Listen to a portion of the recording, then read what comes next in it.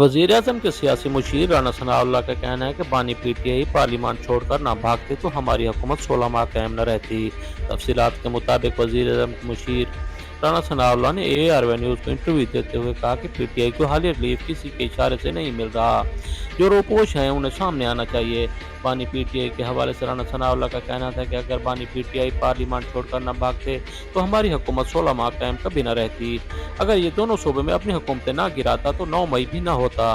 वज़ीर आज़म के सियासी मुशीर ने कहा कि सियासी अदम इस्तेहकाम माशी अदम इस्तेहकाम को जन्म देता है और इसकी वजह बानी पीटीआई है।